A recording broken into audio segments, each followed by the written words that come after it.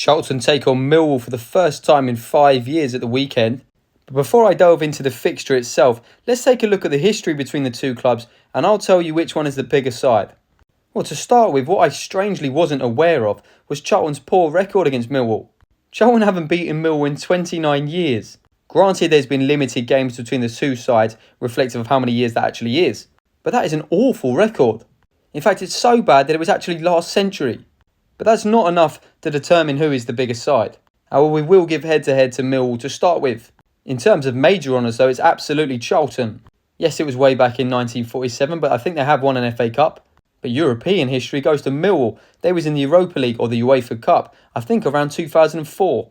In terms of ground and attendances, despite Charlton's being a little bit bigger, their average attendances over the past 10 years have been fairly similar to Millwall's.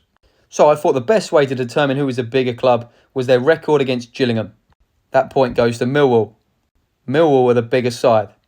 Now to focus on Saturday's game. And all jokes aside, I really fancy Charlton. Millwall are plagued with injuries at the moment. This is a very good Charlton side, very defensively solid, fantastic at home. They've only lost once at home since December 3rd. And Nathan Jones will definitely know how to get his side up for this game. He'll play on that. There is the potential they'll match up in formations and just cancel each other out. I can see that definitely happening. However, Millwall have won every away league game so far. Either way, it's going to be a really interesting game and it's a perfect opportunity for Charlton to break that curse.